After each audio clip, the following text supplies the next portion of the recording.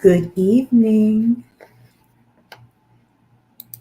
Here we are. It's 6.1 waning gibbus moon, and many people are celebrating various set aside days for their respective religions. Just want to honor you and say, enjoy your time with your loved ones, with your village, and I miss spending time with some people that I really care about. However, I feel good about knowing that what I'm doing is something that only I can do, right? So sometimes it's easier to do things that just feel right, but they might not be the highest and best use of your time. So that's been a little bit of a decision to make, but here we are. So thank you for joining me for this. What I would like to share with you is a few things. It's about, at the foundation of it, about the times that we're in, right? It's more and more of us are waking up to who we are. And my theme is to be yourself to free yourself. Be yourself to free yourself. And I will share my journey with you a little bit later on another viewing of or another publication. But right now, I just want to share what I've landed on, and I've had to back up in the process as far as my commercial status, right? And put some more things on the record before I feel comfortable in moving forward. But so welcome, welcome, welcome. All right. So I will share this. Uh, in 2022 on the Gregorian calendar, and it does matter because calendar has to do with jurisdiction. So if you work with the public and you meet people from around the world, you'll learn that some people, they count their birthdays from the time of inception, not from the time that you came out of the womb. Some um, cultures, they have 4 days in a week. Some cultures, they have maybe their I would say their leap days. They have them different times of the month because some cultures, they use a solar lunar calendar, right? Where they don't pretend that the moon doesn't exist. When the moon doesn't exist, moon comes from the word, well, moon and month, they go together. Excuse me. Moon and month go together. All right. So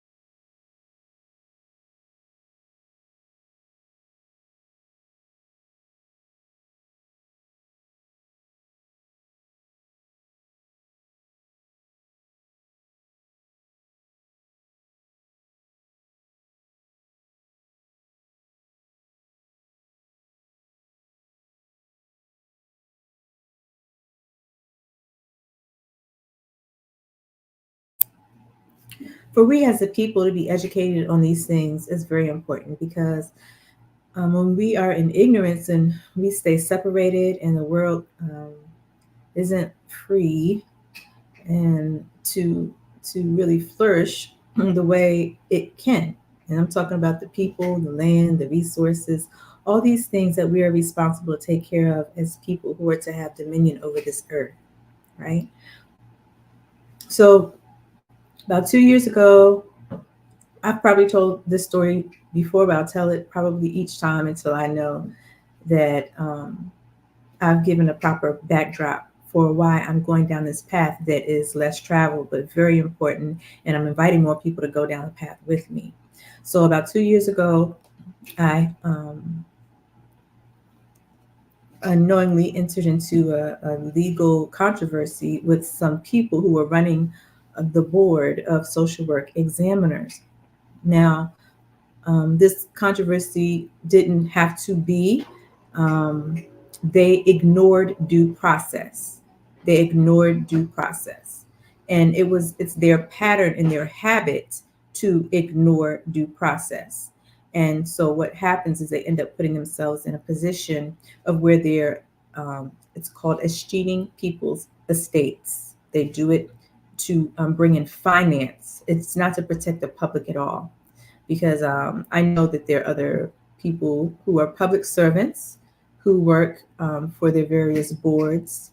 And although it does seem to be a trend around the United States to look for ways to fine their healthcare professionals that are licensed, right?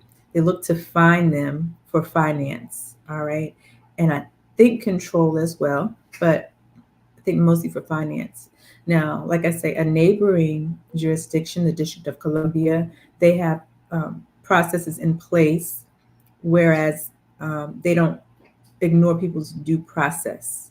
So therefore, it would never be a legal controversy because you talk about it like adults do, according to the standards of the profession that um, you passed the test and you took you made a commitment to uphold the standards of the profession. I don't know that you like hold your hand up and take an oath, but look, you spend all that time and all that money and you learn the standards, and then you take the test, and then you acquire a license, and then so everyone holds each other to those professional standards. And it is known in the field that an attorney does not have the same standards as a social worker, or a social worker to a psychologist, or a psychologist to a psychiatrist. They're different standards, and it's good to know the standards that each professional has. And that way, when you have an ethical dilemma on the table, you know where you land and you know what you're responsible to. You're not responsible to the same ethics as someone else. All right, they're supposed to answer to their board according to what is correct. So, in the state of Maryland, the Maryland Board of Social Work Examiners, they um, actually the the lack of training that goes on for the healthcare professionals as it relates to social work, I would just say across the board in the United States of America, the licenses are actually all invalid. They're just invalid because they're based in fraud. And so the people who are thinking that they are working as licensed social workers, upholding the standards of what they were taught in school, they do not know that there's a big disconnect. Okay, so I learned that when I went to study the law, to find out, you know, what is going on here. And I make sure I do nothing where I have to hire an attorney to represent me. Because when you do that, you're saying the attorney can talk for you and you're incompetent to talk for yourself, right? So I make sure I stay in situations where I don't have to go in front of a tribunal, all right? And in this particular tribunal, the ones who were charging me were also the ones who were seeking the benefit of whatever judgment that they thought they were bringing down upon me. Well, they didn't bring any judgment upon me. They brought a charge against my ens ligas, against my government name.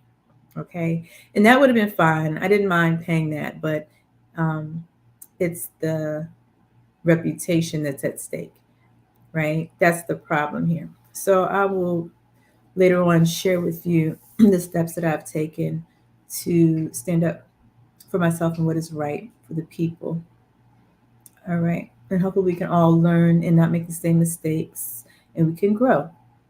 But I want to back up some because I did carry out a writ quo warranto for them. I have to perfect the lien and to move forward with that. But before I do, I've learned so much when it comes to nationality and statehood and my standing as an original indigenous woman and my rights here on my ancestral lands, um, and the ancestral estate right? And the estate depends on the land and the people. The people are part of the land.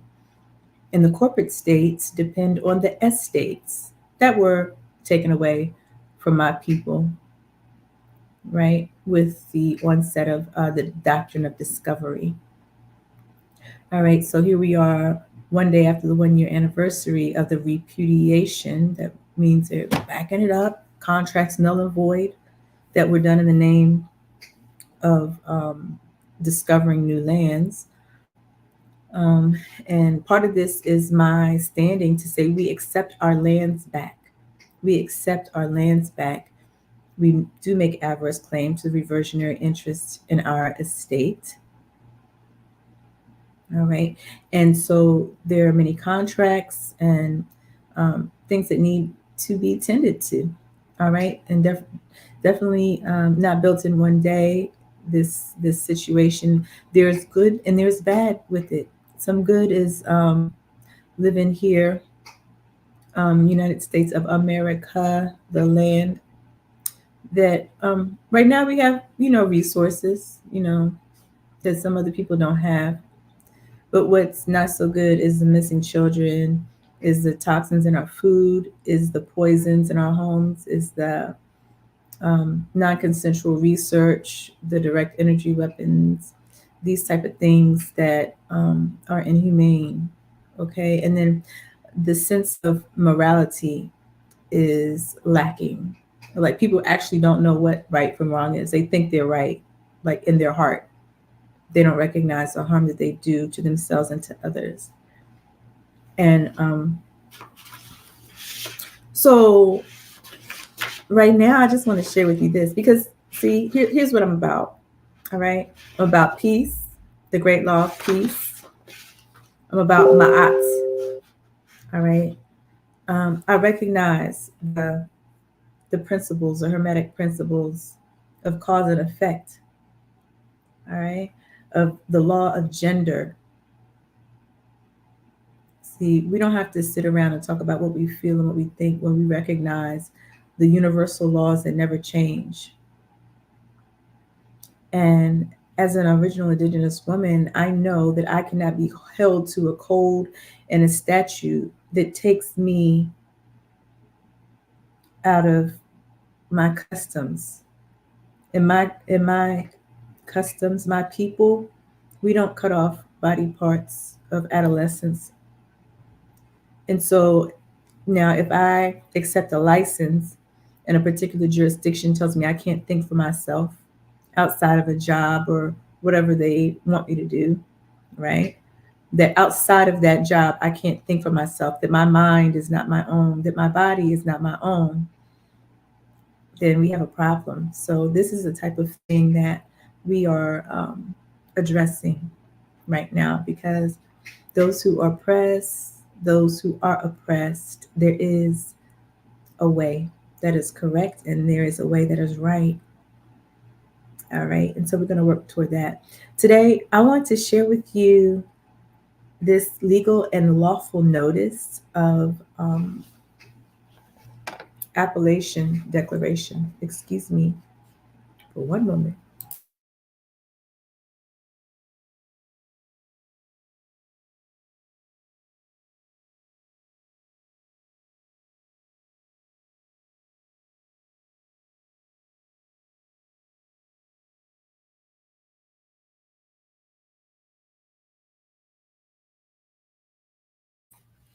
So, when I first sought to seek assistance for the charges that were brought against my estate, I hired for a consultation Consul General of Morocco, Maryland Republic. And he showed me the 1724 Christian Black slave codes. I had never heard of such.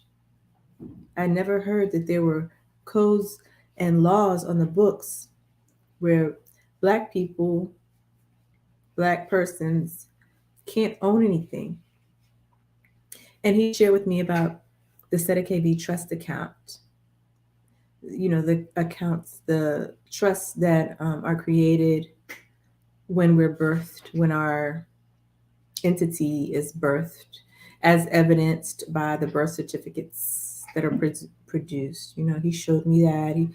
I learned a little bit more about how the economy works. That I learned actually why I um, felt like in the jurisdiction of Maryland State, I felt like they were egregious, and I came to learn that unless certain states, the way they get their finance is, actually by eschewing the rights of people. So that consultation set me on my way. I At the end of it, I was like, oh, I'll just call the attorney, let him know that I'm aware of the lack of due process, and he'll just say, Miss Maddox, at the time, that's how I wanted to be called, right? You know, you're right, and we should not have um, taken your application fee knowing that we had no intention on rendering you a license. Um, that typo on there, uh, saying it was from the Board of Chiropractic Care, I don't know what that's about. We're just gonna undo this.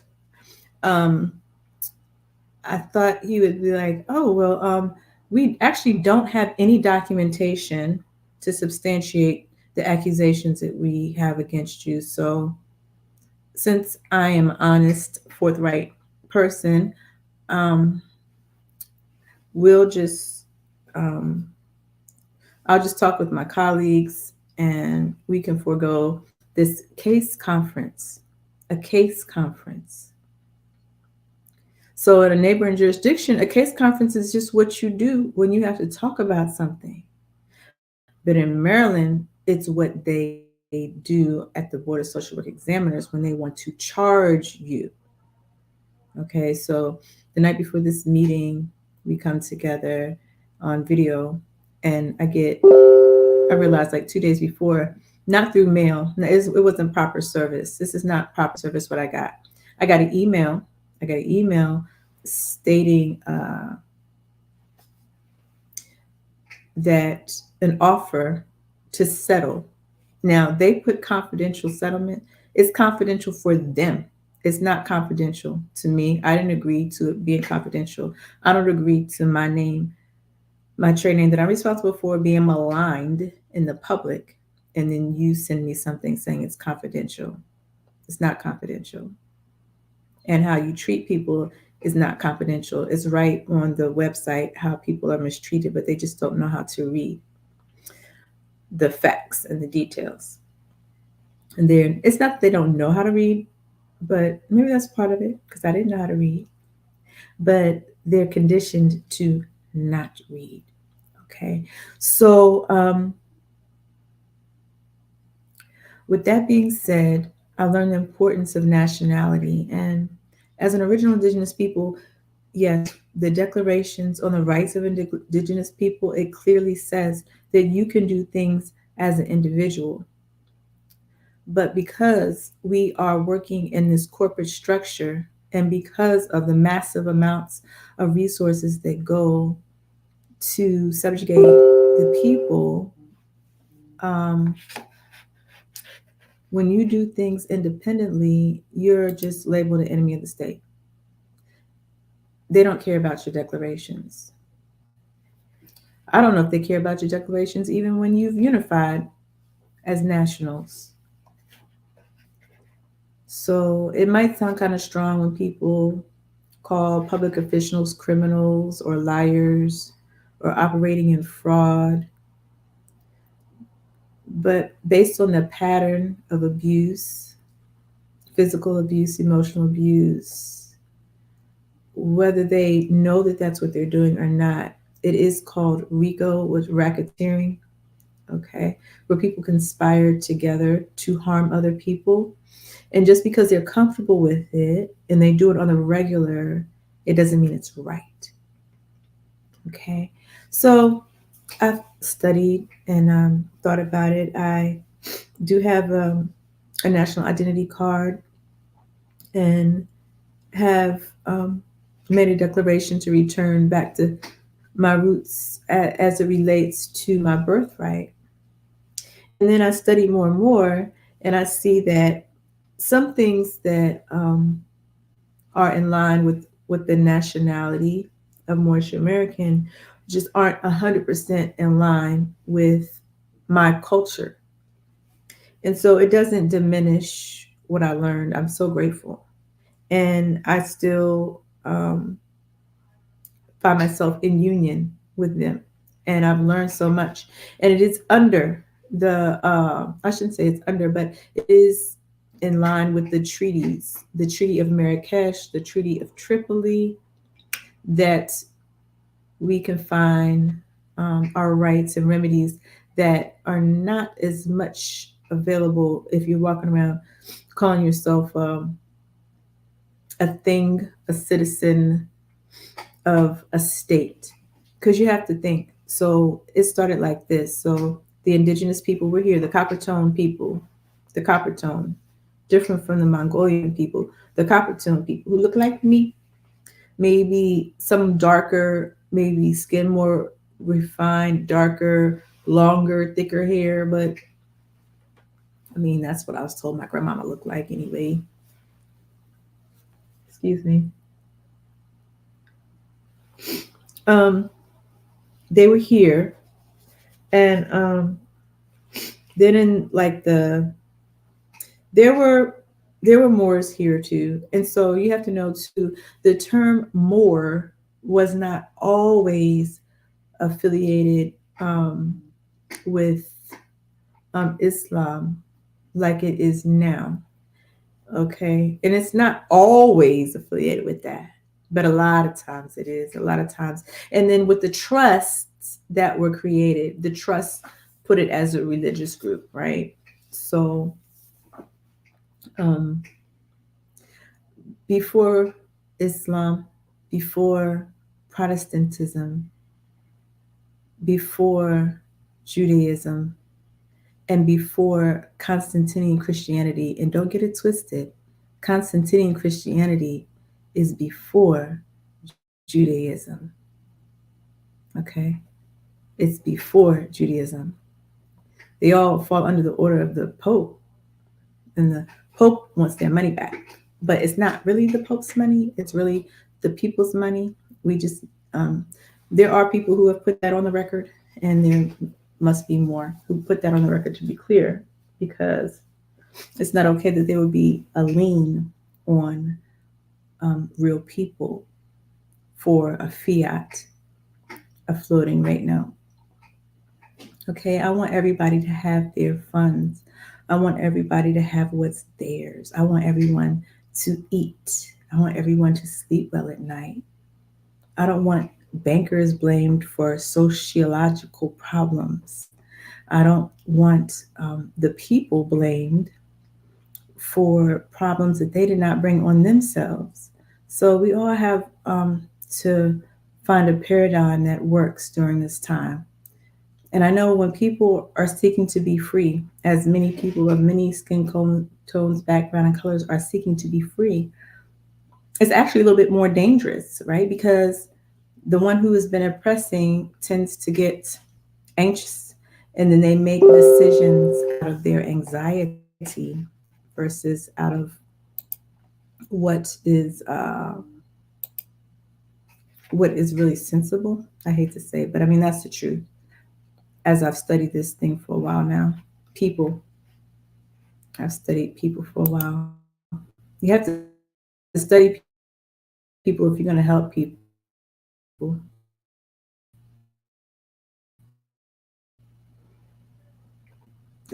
So let me share with this with you.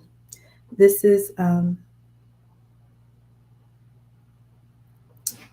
legal and lawful notice of my appellation. Now, this is a follow up to some other declarations that I've made to repatriate back to the land, to live in the honor of my people, of my ancestors. So I, living spirit, body, soul, known as kei'yah, or Kei'yah Louise Love Ma'at Yasharala Angel, being a direct descendant of the Aboriginal indigenous peoples by bloodline heirship. I stand on the land and soil and subsoil jurisdiction. I declare and proclaim upon natural divine law, universal law, international law, in the honor of my ancestors and my God-given right, protected by universe, by treaty, by constitutional law, and the following. Let me put this a different way.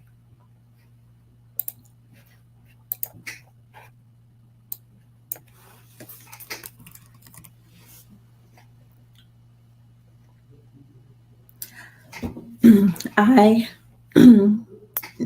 have previously been misclassified and misidentified as a dead at sea corporate Black resident of the state of New Jersey, Maryland, the District of Columbia, and a 14th Amendment United States unum sanctum citizen doing business at the United States of North America. I was falsely made to be surety under the name Kei'yah Maddox or / Maddox Kei'yah. Now, both versions of those names are under the state jurisdiction by power of attorney. So I refute and rebut the misclassification and all resulting fraud. For the public record, I publish my chosen original indigenous to Turtle Island, New Jersey, United States of America, to marry appellation.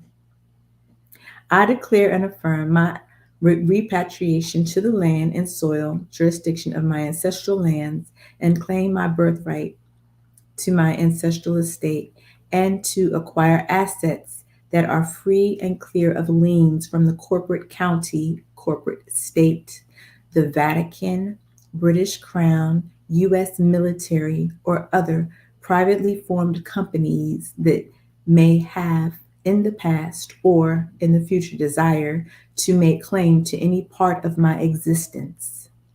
I honor international laws and agreements and may choose to diversify with what nation states I hold assets. I choose to identify with which nation states I choose to hold assets and I choose to acquire in the future. My declaration, proclamation, and publication is in line with my declaration of nationalities, being Amerindian, and based on my God-given right with the little g, I stand over the treaties and constitutions of which are the allodials at United States of America. I honor my ancestors by continuing the rich culture that they left behind to eat as natural as possible, to take care of ourselves with natural ancient medicines from the land, and to heal and to restore each other. My claim of right is declared for the public record. I stand over the affairs in the name of Kei'yah Louise Maddox / Maddox Kei'yah Louise as authorized representative to not abandon the right to the minor estate. I do cancel all power of attorney agreements with public officials. I have been under colonial oppression and subjected to inhumane treatment based on the fraudulent contracts and processes which I unknowingly was involved. I am now rightfully and correctively declaring, publishing, and proclaiming my own free national appellation. I affirm in my civil in full life status conjoined to my nationality. I do not submit to color of law, color of authority, nor assumed or colorable jurisdictions or due processes. of the corporate states occupying these ancestral lands.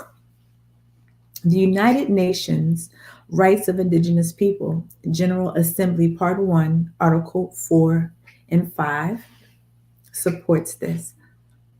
Organization of American States Rights of Indigenous People, page 7, Article 1, number 2, page 11, Article 8, page 12, Article 11, page 14, Article 14, number 2, page 18, Article 16, number 2, page 20, Article 18, number 3, page 22, Article 9, number 2, page 23, Article 10, number 1, page 24, Article 21, number 1 and 2, page 21, Article 22, number 2, page 27, Article 4, number 1, page 36, Article 29, number 2, and page 38, Article 30, number 1, page 30, Article 40, number 5. United Nations Supreme Court's law. Full faith and credit to acts of state. National Commission for the Protection of Human Subjects of Biomedical and Behavioral Research. National Research Act, 1974. The Department of Health, Education, and Welfare, Belmont Report, the 18th of April, 1779, and the Nuremberg Code in 1976. These are all documented things that support me taking a stand. So further, as it relates to international law, as an Aboriginal, Indigenous, natural peoples, in this case of the United States of North America, protected by the Treaty of Marrakesh, 1786 and 1836, and the Treaty of Tripoli, dated 1796, I have the natural right to claim my customs, including associating with who I see fit for economic gain. Declaration on the Rights of a Child also supports this. Aboriginal Indigenous peoples have the right to live in peace, freedom, and security, and deserve all the full protection against genocide or any acts of violence. This claimed right excludes us from being subjected to corporate state programs that use direct energy weapons, bodily implants, community watch, organized stalking programs, DARPA technology, non-consent medical testing, which is usually against seniors and women in the community. All this on our ancestral land. I, spirit, body, mind, soul, original indigenous people, known as kei'yah, or Kenya, Louise, Love My Aunt Yasharala, and Jill, being heiress to my ancestral lands by bloodline, maternal heirship, stand with competence and make lawful and legal entry of affidavit and public notification of association and society with others at United States of North America by way of nationality proclamation, appellation declaration, and affirmation. This is made for the public record. And so I just want to share, this is in my proper status, sui juris, sui heredis. Sui juris means on my own right. Sui heredis as an heir, non-subject, non-citizen, all rights reserved. And so thank you for hearing that. All right. And I'd love to go back and share with you on another time exactly what the Organization of American States Rights of Indigenous People says, right? Our protection is as a people. It's not as a thing of the state. That's not where our protection is. Remember, the Most High gave you a bloodline lineage. You probably, if you did pick your mother, you don't remember. Some people say we picked our situation. Okay. All right. So you came in here with the lineage. Me, I happen to be indigenous. My ancestors are indigenous to this land known as Amarak, or United States of North America, to Mary Turtle Island. Call it what you may. All right. And with that, we have responsibilities and we have rights. And it also seems like we have people who want to take our birthright. So something that starts in fraud, it ends in fraud. And the awakening is here, and more people are awakening to who we are. When I say we are awakening to who we are, the people who oppress us know who we are. So I just want to share that on my journey and trip, and I will come back a little bit later and share with you the Rick Warren show and the lien that will be placed upon the actors on the board, not on the board, because I'm a natural person and they are acting in their natural person capacity. Okay. I'm actually a people acting in my natural person capacity. That's more accurate. They're acting in their natural person capacity and they don't have the protections of the board or sovereignty when it comes to mistreating people. Okay. When you are outside of your professional right, you don't get the same type of coverage. Even with professional insurance, your professional insurance only covers you if someone sues you and you didn't violate a policy. See, but they're violating policies over there. So, thank you. Peace.